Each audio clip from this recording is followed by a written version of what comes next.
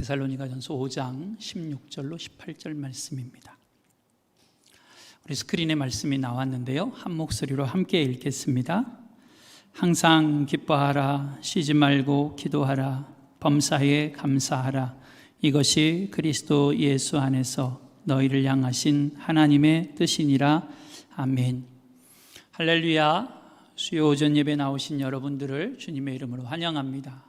우리 좌우 앞뒤 계신 분들하고 이렇게 한번 인사 나누셨으면 좋겠습니다. 이렇게 건강하게 만나서 참 좋습니다. 한 번 더 하실까요? 이 무더위도 은혜로 승리합시다.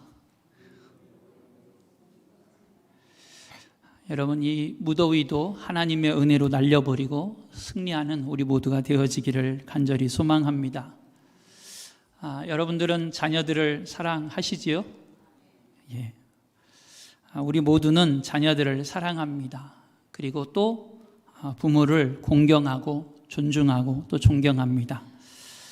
그런데 매일같이 울고 짜고 귀찮게 하고 이런 자녀가 혹시 만약에 있다고 하면 부모의 마음이 어떨까요? 좋아할까요? 그 자녀를 보면서 행복할까요? 여러분, 우리에게 있어서 회개도 중요하고 감격도 필요하고, 그래서 회개와 감격의 눈물을 흘리는 것도 중요합니다. 그런데 시도 때도 없이 매일 울고만 다니고 시도 때도 없이 맨날 짜고만 있다고 한다면 아마도 그런 모습을 바라보는 부모의 마음은 안타깝기도 하고 안됐기도 하고 아프기도 할 것 같습니다. 또 한편에서는 제가 왜 저럴까? 어디가 문제가 있는 건 아닐까? 이런 질문을 던져보기도 할 것 같습니다.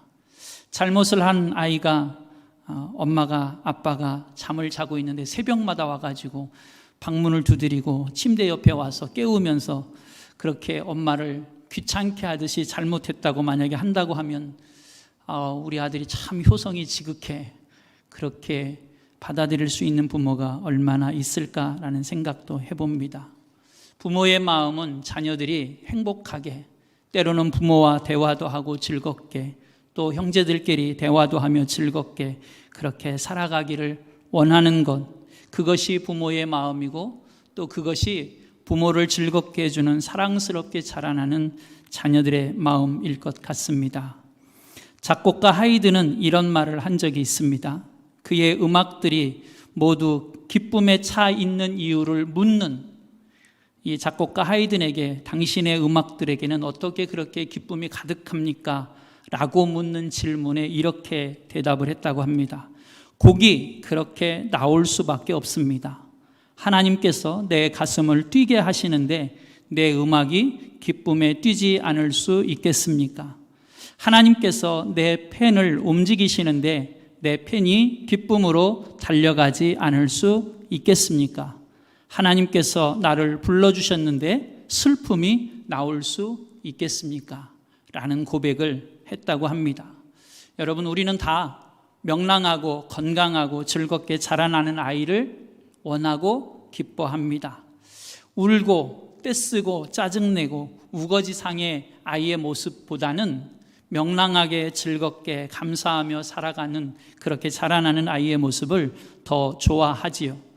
여러분, 쉬지 않고 기도하라고 하나님은 우리에게 명령하십니다. 그러나 여러분, 쉬지 않고 기도하는 것과 우리가 하나님 앞에 울고 떼를 쓰며 짜증을 내는 그 아이의 모습처럼 떼를 쓰는 것과는 좀 다른 것 같습니다. 여러분, 쉬지 말고 하나님 앞에 기도해야지요. 그러나 하나님 앞에 내가 매일같이 떼를 쓰는 것과는 좀 다른 것 같다라고 하는 것이지요. 오늘 그래서 우리는 그리스도인의 삶의 모습은 어떤 것일까라고 하는 주제를 갖고 하나님의 말씀을 함께 나누려 합니다.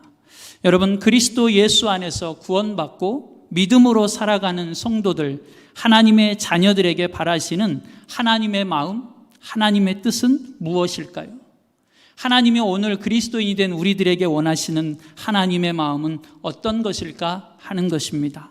하나님은 우리가 항상 기뻐하기를 원하고 또 끊임없이 기도하기를 원하며 모든 일에 감사의 삶을 살아가기를 원하고 계십니다. 날마다 기뻐하는 삶, 때로는 우리가 원하지 않는 고난이 다가와도 그 고난 가운데서도 하나님 앞에 감사할 수 있는 삶, 그래서 하나님 앞에서 우리를 무너뜨리려 하는 사단의 끊임없는 공격에서도 그 믿음과 그 감사함으로 인하여 승리하는 삶을 살아가기를 원하는 것, 그것이 우리를 향하신 하나님의 마음이라고 하는 것이지요.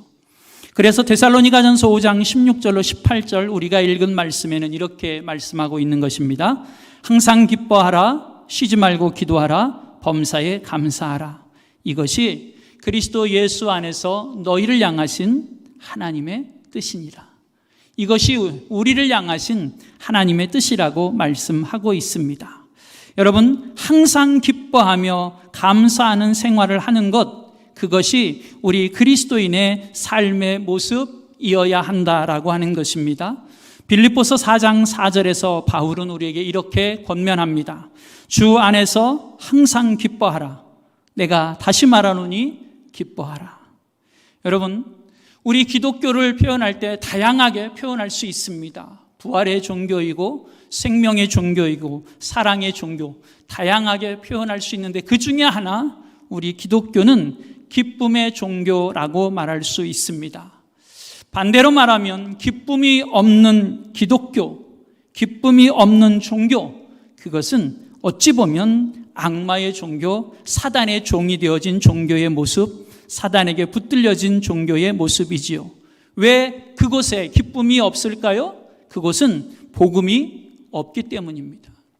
하나님의 복음은 우리에게 기쁨을 가져다 주는데 하나님의 복음이 없기에 사단이 말하는, 우리가 흔히 말하는 우상은 참된 기쁨이 없는 것이지요. 그래서 우리 그리스도인들에게는 기쁨이 있는 것이요, 우리 그리스도인들에게 성령이 가져다 주시는 기쁨이 없다면 우리는 믿음이 없는 모습이라고도 이야기할 수 있습니다. 성령이 가져다 주는 기쁨, 그것이 없다면 우리의 믿음이 혹은 우리의 영적인 상태가 건강하지 않다라는 모습을 보여주는 것이지요. 어딘가는 모르지만, 어느 부분인지는 모르지만 우리에게 영적으로 병들어 있는 상태가 있다라고 하는 것입니다. 왜냐하면 성령께서는 우리로 하여금 예수 그리스도를 믿어 구원에 이르게 하시기도 하지만, 또한 예수 그리스도를 믿어 구원에 이르게 함으로 인하여 그 구원의 기쁨을 갖고 누리며 그 기쁨 가운데 하나님 앞에 감사의 삶을 살아가게 하시는 분, 그분이 성령님이시기 때문에 그렇습니다. 그래서 우리가 기도와 또 감사와 기쁨의 삶을 살아가는 것, 내가 얼만큼 그렇게 기도와 감사와 기쁨의 삶을 살아가고 있는가라고 하는 것은 오늘 내가 얼마나 은혜 충만한 삶으로 살아가고 있는가라고 하는 것을 보여주는 잣대가 되어질 수 있습니다. 여러분, 그리스도인은 항상 기뻐하는 것, 그것이 하나님이 우리에게 원하시는 것입니다. 우리 안에는 얼만큼의 기쁨이 있을까요? 우리 안에 무엇 때문에 우리는 기뻐할까요? 성경은 우리에게 기뻐할 수 있는 이유들을 여러 가지 가르쳐 줍니다. 우리 안에 보화가 있을 때 우리는 기뻐하고, 그 보화를 발견해서 그 보화를 얻으려 노력할 때 우리는 기뻐할 수 있습니다. 그런데 때로는 다른 사람이 나를 이해해 주지 못하고, 다른 사람이 내가 예수로 인하여 기뻐하는 그것에 대해서 조롱하기도 하고, 때로는 내 삶의 환경이 당장 변함이 없을지라도 기뻐할 수 있는 것, 그것이 그리스도인이 기뻐하는 기쁨입니다. 시편 4편 7절의 말씀은 그래서 이렇게 우리에게 말씀하기도 합니다. 주께서 내 마음에 두신 기쁨은 그들의 곡식과 새 포도주가 풍성할 때보다 더하니이다.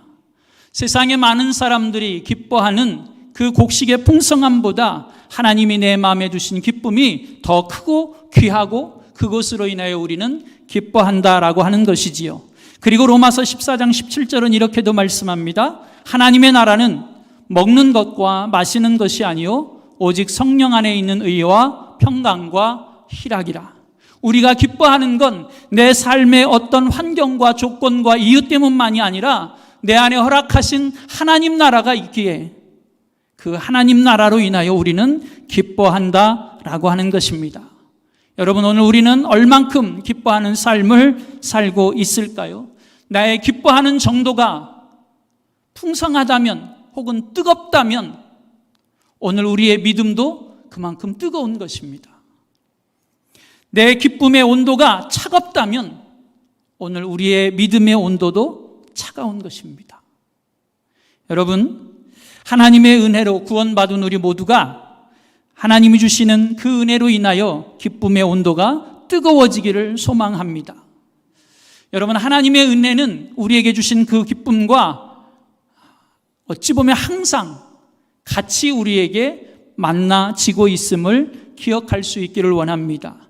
하나님의 은혜와 그리고 그로 인한 기쁨과 평화가 떨어져서 존재하지 않습니다. 하나님의 은혜는 우리에게 주신 기쁨과 평화와 항상 함께 동반합니다. 여러분, 사도행전 7장의 말씀에 보면 거기에 스데반이라고 하는 한 인물이 소개되어져 있습니다.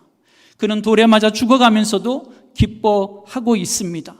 하나님의 나라가 그에게 약속되어져 있기 때문이고 그 하나님의 나라를 볼 수 있었기 때문이고 그것이 그에게 허락되어진 하나님의 은혜로 인하여 그 은혜에 충만했기 때문입니다. 그래서 성경은 그의 얼굴을 표현하기를 천사의 얼굴같이 빛나고 있다고 그렇게 표현하고 있기도 합니다.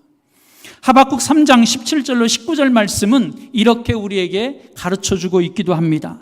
비록 무화과 나무가 풍성하지 못하며 포도나무에 열매가 없으며 감람나무에 소출이 없으며 밭에 먹을 것이 없으며 우리의 양이 없으며 외양간에 소가 없을지라도 그래도 나는 여호와로 말미암아 즐거워하며 나의 구원의 하나님으로 말미암아 기뻐하리로다. 나의 여호와로 말미암아 그리고 나의 구원의 하나님으로 말미암아 기뻐하고 즐거워하리로다라고 하는 이 하박국의 고백이 오늘 그리스도인의 고백인 것입니다. 오늘 우리들의 고백이 되어지기를 소망합니다. 여러분, 우리의 삶이 하나님 앞에 감사함으로 영광 돌리게 되어지는 것이요, 이 감사가 없다면 우리는 때로 불평을 하게 되어집니다. 그래서 우리 믿음의 선배들은 이런 표현을 하기도 했습니다.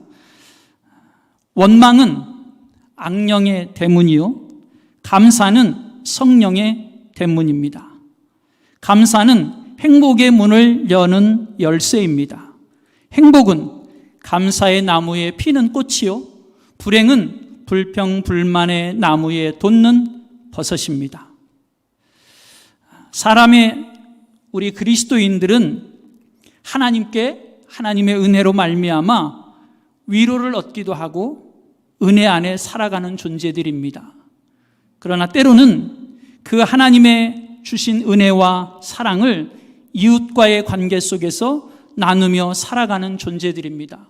우리는 그 속에서 우리를 향하여 허락하신 하나님의 은혜에 감사를 표현하며 살아가는 존재들인 것이지요. 그래서 영국의 기도의 사람으로 알려진 윌리엄 로라고 하는 사람은 이런 말을 하기도 했습니다. 만일 어떤 사람이 인생의 행복과 만족을 찾는 가장 빠르고 확실한 방법이 무엇이냐고 묻는다면 그 사람에게 어떤 사건이 일어나든지 그 사건에 대해서 무조건 하나님께 감사하고 찬양해야 한다고 대답하겠다. 그런데 여러분, 감사가 그냥 되시나요? 참 안타깝게도 감사가 그냥 안 됩니다. 그죠? 여러분, 감사는요, 조금 제가 과장해서 표현하면 절대 그냥 되지 않습니다. 그래서 우리는 이 감사의 삶을 통해 하나님이 주신 은혜를 기억하는 것이 너무나 소중하지만 그와 더불어 우리의 수고와 노력이 필요합니다. 다시 말하면 감사하려고 애쓰는 노력이 우리에게 필요하고 그 애씀과 수고와 노력 뒤에 우리에게 만나게 되어지는 하나의 모습이라고 하는 것이지요. 그냥 되어진다면 얼마나 좋을까요? 너무나 자연스럽게 그냥 되어지면 얼마나 좋을까요? 그러나 감사는 끊임없이 우리가 애쓰고 수고하고 노력해야만 합니다. 때로는 어느 정도로 해야 되냐면요, 굴삭기가 땅을 파듯이 우리는 감사의 조건들을 끊임없이 찾아내는 수고와 노력이 필요합니다. 그래야만 우리의 삶에 하나님 앞에 드려지는 감사가 더욱 풍성해집니다. 데이비드 메카시라고 하는 사람은 그래서 이렇게 표현하기도 했습니다. 감사함을 잊어버린 사람은 인생 전부가 잠든 사람입니다. 여러분, 감사는 그냥 되어지지 않습니다. 그래서 열심히 노력하고 수고해야 하고, 감사를 잃어버린 삶은 마치 잠자는 인생을 살아가는 사람과 같다고 이야기하기도 하지요. 우리 믿음의 선배들 가운데 성자라고 일컬어지는 사람들이 종종 있습니다. 그런데 그들의 삶을 보면 그들의 삶의 환경과 조건이 다 그렇게 좋아서만 그들이 성자라고 불려진 것은 아니라고 하는 것을 우리는 압니다. 성자들의 삶의 모습을 보면 그들의 삶에는 하나님께 감사가 있었음을 우리는 알 수 있습니다. 지난주에 우리 목사님도 그런 말씀을 하셨는데요. 고린도전서에 보면 믿음, 소망, 사랑 세 가지가 있지요. 근데 여기에 감사를 하나 더하는 것, 대단히 귀한 것 같습니다. 여러분, 감사를 하는 사람이 하나님께 영광을 돌리는 사람입니다. 감사하는 사람에게 하나님은 기쁨과 평안을 허락해 주십니다. 감사하는 사람이 우리에게 다가오는 시련을 이길 수 있게 만들어 줍니다. 감사가 문제를 이겨내는, 문제를 해결하는 힘이 되고 능력이 되어지기도 합니다. 감사하는 사람에게 하나님은 더 풍성한 감사의 조건들을 허락하시기도 하십니다. 시편 50편 23절은 이렇게도 말씀합니다. 감사로 제사를 드리는 자가 나를 영화롭게 하나니 그의 행위를 옳게 하는 자에게 내가 하나님의 구원을 보이리라. 여러분, 우리는 하나님께 영광을 돌리며 살아가야 합니다. 우리가 어떻게 하나님께 영광을 돌릴 수 있을까요? 그것은 하나님의 은혜를 기억하며 감사하는 삶을 살아갈 때입니다. 이 감사가 얼마나 위대한 힘을 갖고 있는지, 그리고 얼마나 더 풍성한 감사의 조건을 허락해 주시는지를 잘 소개해 주는 말씀이 누가복음 17장에 있습니다. 누가복음 17장의 말씀에 보면 10명의 문둥병 환자가 예수님께 찾아 나옵니다. 그리고 예수님은 그 10명에게 가서 제사장에게 보이라고 말씀하십니다. 그런데 9명은 제사장에게로 돌아갔는지 예수님에게 나오지 않고 한 사람만 예수님께 나와 그의 병을 고쳐준 것에 대해서 감사합니다. 그랬더니 어떤 일이 주어졌는지 누가복음 17장 18절로 19절은 이렇게 말씀합니다. 이 이방인 외에는 하나님께 영광을 돌리러 돌아온 자가 없느냐 하시고 그에게 이르시되 일어나 가라, 내 믿음이 너를 구원하였느니라 하시더라. 그가 하나님 앞에 나와, 그가 예수님에게 나와 그의 질병이 고쳐진 것으로 인하여 감사했더니 그 감사는 구원이라고 하는 하나님의 놀라운 은혜를 누리게 만들어주고 있다라고 하는 것이지요. 여러분, 우리 그리스도인의 삶의 모습, 그것은 항상 기뻐하며 또한 감사하는 삶을 살아가는 것입니다. 그런데 우리 그리스도인의 삶에 기쁨과 감사만 있으면 얼마나 좋고 행복할까요? 안타깝게도 우리 그리스도인의 삶에는 기쁨과 감사만 있는 게 아니고 내가 원치 아니하는 고난이라고 하는 것도, 어려움이라는 것도 찾아옵니다. 그러면 우리 그리스도인은 우리가 정말 아름다운 믿음의 여정을 걸어가려면, 그리고 걸어가고 있다면 고난이 올 때 우리는 어떻게 해야 할까 하는 것이지요.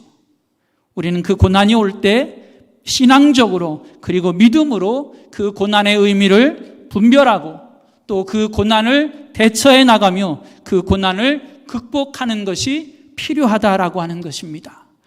고난의 의미도 분별하며 그 고난을 이겨나가는 것, 그것이 그리스도인의 신앙의 모습이라고 하는 것이지요. 여러분, 고난은 어찌 보면 내가 살아있다라고 하는 증거이기도 합니다. 나에게 고난이 온다라고 하는 건 오늘 내가 믿음으로 살아가려고 애쓰고 있다라고 하는 것을 반증해 주는 모습이기도 합니다.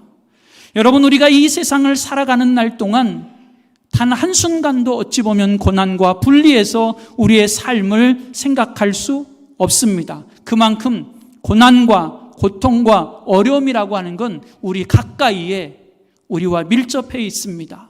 그리고 그것은 우리가 살아있다라고 하는 것을 증거해 주기도 합니다. 그런데 믿음의 사람과 믿음이 없는 사람의 차이가 있다고 한다면, 믿음이 없는 사람은 그 고난이 왔을 때 그 고난으로 인하여 주저앉고 고난에 삼킨 바 되어지지만, 믿음의 사람은 그 고난이 우리에게 왜 주어졌을까? 하나님은 이 고난을 나에게 왜 허락하셨을까? 그 고난의 의미를 분별하고 그 고난 앞에서 하나님 앞에 믿음으로 그 고난을 맞서 대처해 싸워 나간다라고 하는 것이지요.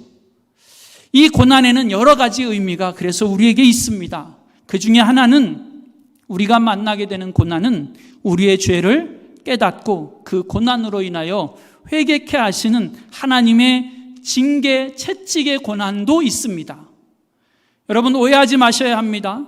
우리가 만나는 고난이 모두가 다 죄를 깨닫게 하시는 하나님의 징계와 채찍은 아닙니다.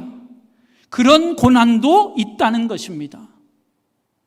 간혹 우리가 신앙생활을 하다 보면 누군가 힘들어하면 죄가 많아서 그래, 가서 회개해, 이렇게 말씀하시는 경우들이 있는데 맞을 수도 있고 틀릴 수도 있어요. 그러니까 그런 말씀을 너무 쉽게 하시면 안 돼요. 그러나 분명한 건 우리가 만나는 고난이 우리의 죄를 깨닫고 회개하여 하나님께 돌아오게 하려는 하나님의 징계와 채찍의 고난인 경우도 있다라고 하는 것입니다. 우리는 이스라엘의 역사 가운데서 이런 경우들을 참 자주 만나게 됩니다. 하나님은 이스라엘 백성들이 하나님 앞에 돌아오게 하시려고 징계를 하시고 채찍을 드셔서 그 고난을 허락하시는 경우들을 봅니다. 왜 그렇게 허락하실까요? 그러면 하나님이 그들에게 돌아오라고, 회개하라고 말씀하지 않으셨을까요? C.S. 루이스라고 하는 분은 이걸 이렇게 표현하셨습니다. 하나님께서는 우리가 편안할 때에는 우리의 양심을 향해서 귓속말로 이야기하신다. 그런데 그 귓속말로 하는 이야기를 듣지 못할 때는 때때로 고난이라고 하는 메가폰을 통해서 귀머거리가 되어 있는 사람을 깨우신다. 하나님이 평안할 때에도 잘못한 것이 있으면 여전히 말씀하시고 계시다라고 하는 것이지요.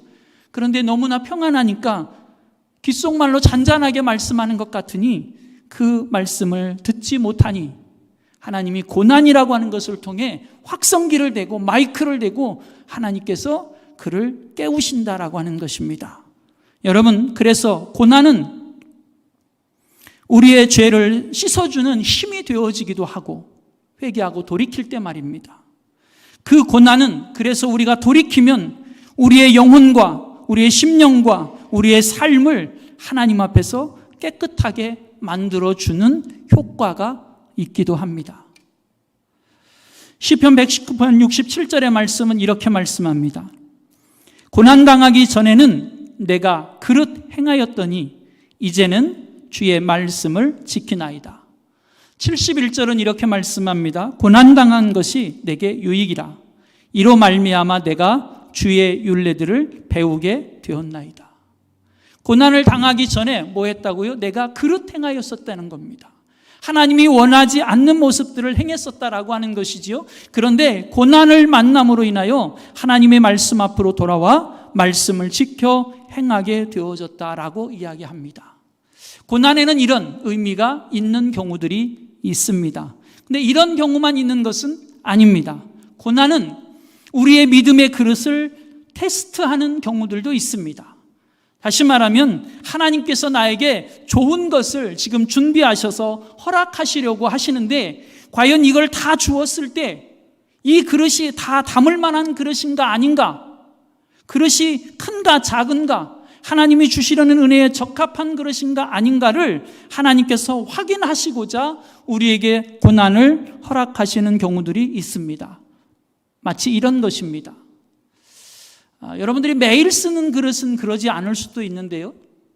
여러분, 예를 들면 자주 쓰는 그릇이 아닌 가끔 쓰는 그릇에다가 여러분들이 아주 맛있는 음식을 담으시려면, 특별히 국물 있는 음식을 담으시려면 이 그릇이 금이가 있는지 깨어지진 않았는지 혹시 두들겨 보시는 경험이 있으십니까? 마치 그런 것입니다. 하나님이 우리에게 은혜를 베푸시고 우리에게 귀한 것들을 담으시려고 하시는데 과연 이 그릇에다 담으면 잘 담겨져 있을까? 담을 수 있는 그릇의 크기가 되나? 이것을 하나님이 확인하시기 위해 고난이라고 하는 것을 사용하시는 경우가 있다라고 하는 것이지요. 이것을 잘 보여주고 있는 말씀이 우리가 잘 알고 있는 창세기 22장에 기록되어 있는 대표적인 아브라함을 부르시는 사건입니다.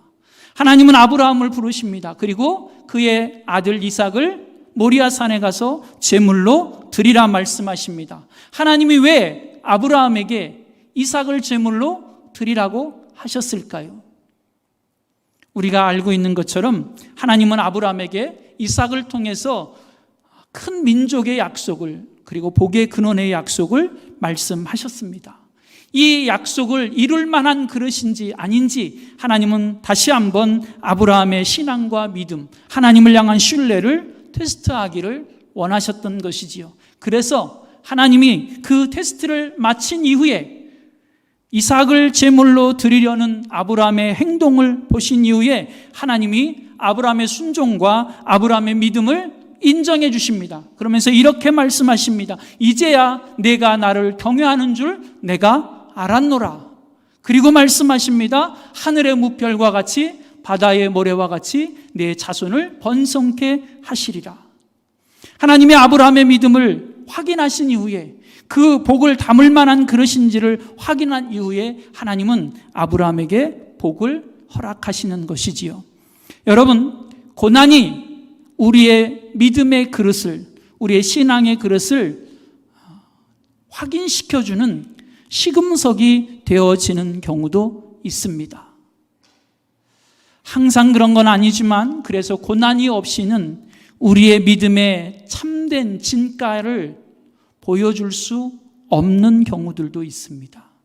반대로 말하면 그 고난은 내 믿음의 참 진가를 하나님 앞에서 그리고 세상 가운데 나타내 보여지는 계기가 되기도 한다라고 하는 것이지요. 지금 장마철이 다가오고 있지요. 여러분, 이 장마철에 또 태풍에 집중호우를 우리는 염려합니다. 작년, 재작년 집중호우 홍수 피해를 입었던 곳들을 다 보수도 하고 그리고 대비도 했습니다. 그런데 이 장마에 혹은 앞으로 태풍이 올 때 집중호우가 쏟아지면 그것이 잘 견딜 수 있을까? 가서들 확인하지요. 공무원들은. 그리고 그들이 확인한 것이 맞는지 집중호우와 장마는 혹은 태풍은 때로는 그걸 확인시켜 주기도 합니다. 아, 준비를 잘했구나. 아, 준비를 부실하게 했구나. 여러분, 고난은 때로 우리의 믿음의 그릇이, 우리의 믿음의 분량이, 우리의 믿음이 진짜인지를 보여주는 시금석이 되기도 한다라는 것이지요. 그래서 야고보서 1장 12절은 이렇게 말씀합니다. 시험을 참는 자는 복이 있나니 이는 시련을 견뎌낸 자가 주께서 자기를 사랑하는 자들에게 약속하신 생명의 면류관을 얻을 것이기 때문이라. 시련을 이기고 고난을 이겨내면 하나님은 약속하신 생명의 면류관을 허락하신다라고 하는 것입니다. 그래서 고난은 때로는 어렵기도 하지만 그러나 하나님의 축복의 통로가 되어지기도 하고 이 고난을 때로는 그래서 우리가 변장된 하나님의 축복이라고 이야기하기도 하는 것입니다. 고난은 또 다른 의미도 있습니다. 우리가 만나게 되는 고난은 그 고난으로 인하여 나를 깨뜨려 하나님을 의존하고 하나님을 의지하며 하나님을 바라보게 하기도 합니다. 이 고난을 통해 우리는 내가 아닌 하나님을 바라보게 만들어주는 효과가 있다라고 하는 것입니다. 고난은 그런 의미가 있습니다. 나로 하여금 하나님을 더 의지하고 하나님만을 더 신뢰하며 전적으로 하나님께 내 모든 것들을 맡기게 하는 것, 그것이 우리에게 가져다주는 고난의 의미입니다.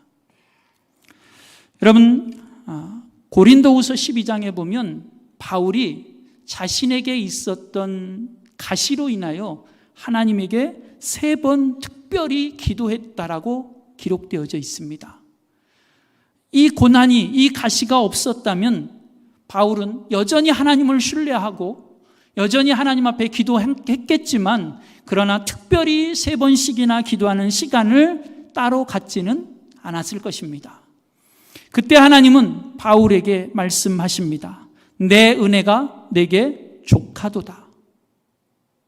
내 은혜가 내게 족하도다. 이는 내 능력이 약한 데서 온전하여짐이라. 내가 약한 그곳에 하나님의 온전하심이, 그리고 하나님의 온전케 하심이 있다라고 하는 것입니다. 다르게 말하면 바울로 하여금 하나님 앞에서 더 겸손해지고 더 하나님만을 신뢰하게 하는 것, 그것이 바울에게 있었던 가시가 가져다준 유익이라고 하는 것입니다. 그래서 바울은 고린도후서 12장 10절에서 이렇게 고백합니다. 그러므로 내가 그리스도를 위하여 약한 것들과 능욕과 궁핍과 박해와 곤고를 기뻐하노니 이는 내가 약한 그때에 강함이라. 바울이 약한 그때 하나님은 오히려 바울을 더 강하게 만들어 주신다라고 하는 것이지요.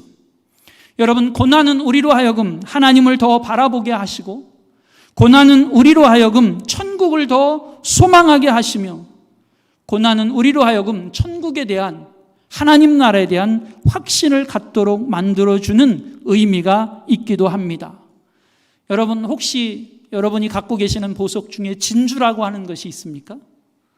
없으세요? 하나씩 사달라고 하세요. 자, 진주가 어떻게 만들어지죠? 그렇죠. 진주는 어패류, 조개, 홍합 같은 그 어패류 안에 모래가 들어가서 그 모래로 인하여 그 어패류가 상처를 입으면 그 상처를 보듬어 안기 위해 자신을 보호하기 위해서 계속해서 분비물을 내보냅니다. 그 분비물이 계속해서 그 모래를 중심으로 해서 쌓이고 쌓인 것, 그것이 우리가 그토록 갖고 싶어하는 진주입니다. 여러분, 만약에 그 어패류, 조개나 홍합 안에 그 모래가 들어오는 상처가 없었다면 그토록 귀한 진주는 만들어질 수 없었을 것입니다. 여러분, 고난은 힘든 것이 사실입니다. 우리 모두가 원치 않습니다. 그러나 그 고난은 때로 우리로 하여금 하나님을 더 신뢰하고 하나님을 더 의지하며 하나님을 더 바라보도록 만들어준다라고 하는 사실, 우리는 그것을 기억해야만 합니다. 그리고 이 고난은 우리로 하여금 더욱 단단한 믿음을 갖도록 우리를 연단하고 훈련하고 만들어줍니다. 여러분, 성도는 그리스도의 군사여야만 합니다. 그런데 군사는 그냥 만들어지지 않습니다. 힘든 훈련을 잘 이겨내고 그 훈련을 감당해낼 때 진짜 군사다운 군사가 되어지는 것이지요. 여러분, 우리가 금을 잘 압니다. 갖고 싶으시지요? 예. 근데 여러분, 이 금이 우리에게 어떻게 만들어져서 오지요? 여러분, 금은 흔히 말하는 모래와 뒤섞여져 있고 그 속에서 걸러지고 그리고 나중에는 재련을 하고, 그래서 순금 99.99%의 금이 만들어집니다. 그렇지 않은 금은 우리에게 아무 의미가 없습니다. 보석의 가치가 없는 것이지요. 여러분, 독수리가 새끼를 낳으면 그 독수리는 자신의 낳은 새끼를 벼랑 끝으로 물고 가서 그 절벽 끝에서 떨어뜨린다고 합니다. 그리고 그 새끼 독수리가 땅에 부딪히기 바로 직전에 다시 걷어 올린다고 하지요. 그리고 그것을 계속해서 반복한다고 합니다. 왜요? 그것을 통해서 이 독수리가 하늘의 제왕이 될 수 있도록 만들어 가는 것이지요.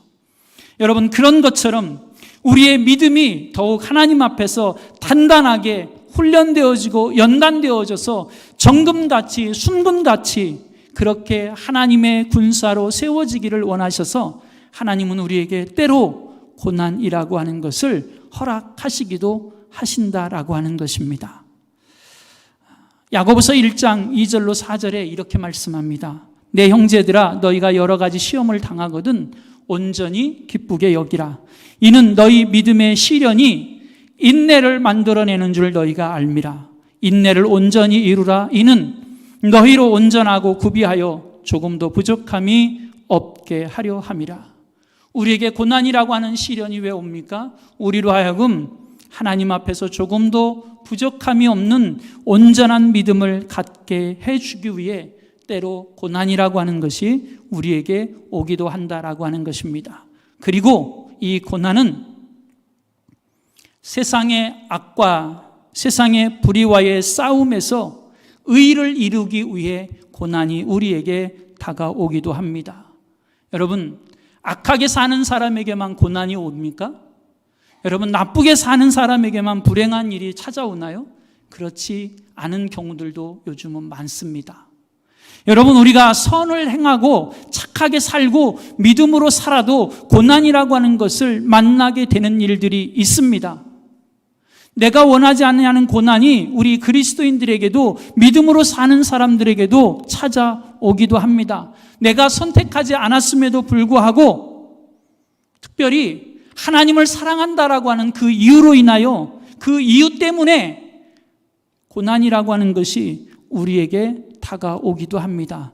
그런데 하나님으로 인하여 다가오는 그 고난과 맞서 싸울 때 우리는 하나님의 의를, 하나님의 선하심을 이루게 되어지는 것이지요.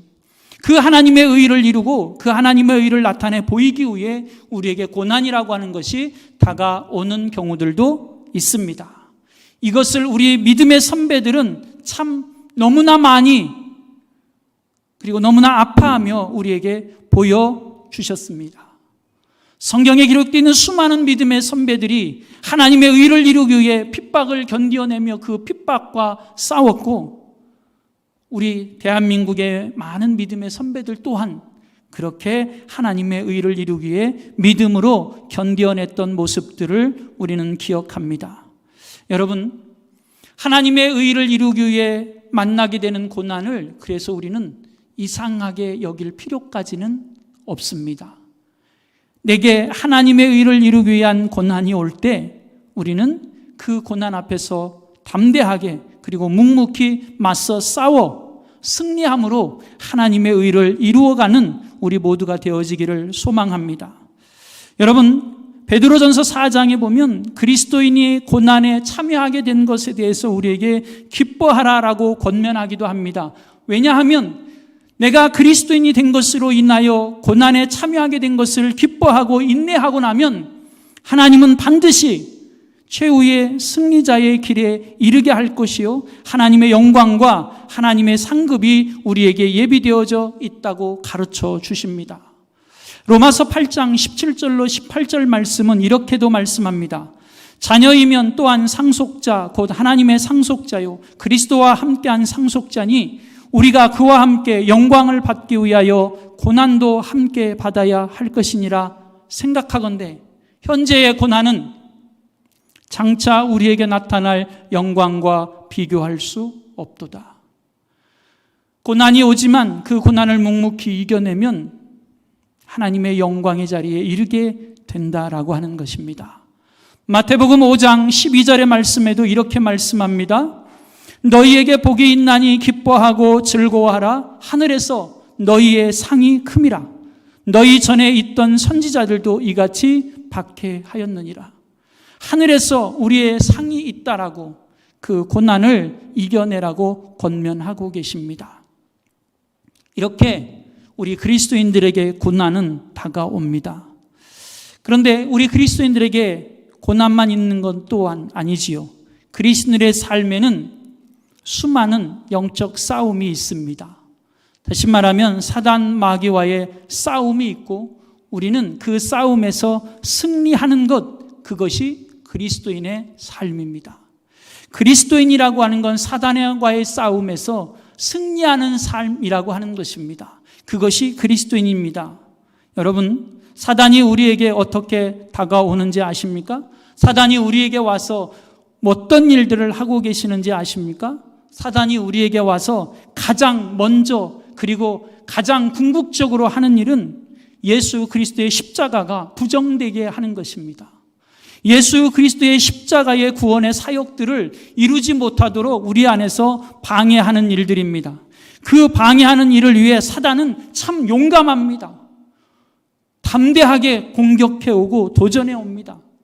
우는 사자와 같이 열심을 갖고도 우리에게 와서 예수님의 십자가가 구원의 은혜가 우리 안에서 부정되어지고 그 구원의 역사를 이루지 못하도록 회방하고 있습니다. 때로는 끈질기기도 하고 때로는 교활할 정도로 간사할 정도로 수단과 방법을 가르지 아니하고 우리를 공격해 옵니다. 여러분, 사단은 우리를 공격해 올 때 밖에서만 공격하지 않습니다. 우리 내부에서도 공격해 옵니다. 모르는 사람을 통해서만 공격해 오지 않습니다. 내가 아는 사람을 통해서도 공격해 옵니다. 나하고 친밀감이 있는 사람을 통해서도 공격해 옵니다. 사단은 그런 존재입니다. 어떻게 해서든지 사단은 예수님의 십자가의 구원의 사역을 이루지 못하도록 회방하기 위해 온갖 수단과 방법을 다 사용합니다. 내 안에서, 내 밖에서, 내 가정에서, 이웃에서 할 수 있는 모든 방법을 다 사용합니다. 어찌 보면 가장 가까운 곳들에서 일어나는 공격에 때로 우리는 너무나 취약하기도 합니다. 사단은 때와 장소를 가리지 않습니다. 어떻게 보면 24시간 공격해 오는지도 모릅니다. 그래서 우리는 조금의 틈도 사단에게 보이지 말아야 합니다. 그래서 예수님은 우리에게 깨어 있어야 된다라고 말씀하시는 것입니다. 깨어 있지 않으면 시간을 가리지 아니하는 사단의 공격에 넘어질 수밖에 없기 때문입니다. 그리고 사단이 우리를 공격해 오는 모양은 아주 다양합니다. 여러분, 두 뿔이 난 악마같이 우리를 공격해 온다면 우리가 다 쉽게 분별할 것입니다. 그러나 사단은 두 뿔을 가진 악마의 모습으로만 공격해 오지 않습니다. 때로는 하나님의 말씀을 들고서도 우리를 공격해 옵니다. 여러분, 우리 주변에서 이단들을 만나지 않습니까? 우리가 왜 그들에게 쉽게 무너지는지 아십니까? 그들이 우리를 공격해 올 때 그들은 성경을 펴놓고 이야기합니다. 그래서 많은 사람들이 성경을 펴놓고 몇 장 몇 절에 이 말씀이 있습니다 하고 그들의 썰을 풀 때 그 썰마저도 마치 성경의 이야기인 것처럼 그렇게 넘어지는 것이죠. 여러분, 창세기 3장에 보면 뱀이 하와를 공격해 옵니다. 뭐라고 공격하지요? 하나님의 말씀을 들고 와서 공격합니다. 그런데 그 뱀이 공격했던 하나님의 말씀은 그 뱀이 왜곡한 하나님의 말씀이었지요.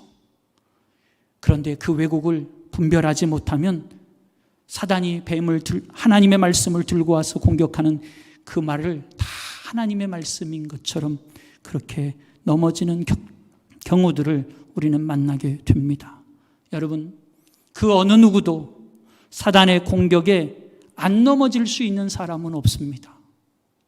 우리가 한순간 방심하면 사단의 공격에 넘어질 수 있습니다. 사단은 누구에게나 공격해 옵니다. 심지어는 예수님도 공격하지 않습니까? 여러분, 예수님을 공격한 사단이 우리들을 공격하지 않을까요?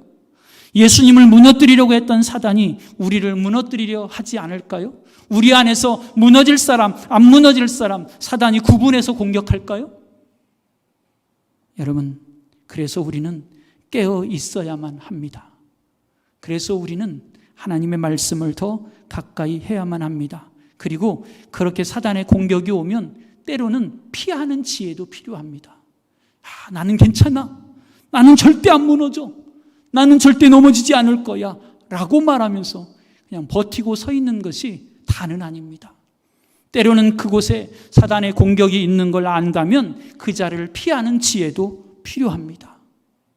그 자리를 멀리하는 지혜도 필요합니다. 여러분, 다윗이 우리아의 아내를 취했습니다.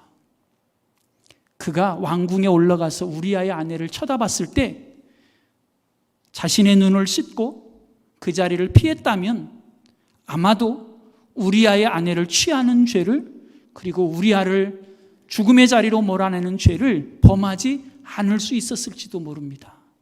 그러나 다윗은 그렇게 하지 않았습니다. 자신의 눈을 씻지 않고 그리고 그 자리를 피하지 않았습니다. 여러분, 그것이 사단의 공격이고 우리를 무너뜨리려고 하는 것이고 그것이 죄라고 하는 걸 안다면, 그 자리가 죄를 범할 수 있는 자리라는 걸 안다면 우리는 피하는 지혜도, 멀리하는 지혜도 필요합니다. 내게 약함이 어떤 것인지 안다면 그 내 약함이 사단의 공격에 노출되지 아니하도록 나의 약함을 멀리하는 자리도 필요합니다.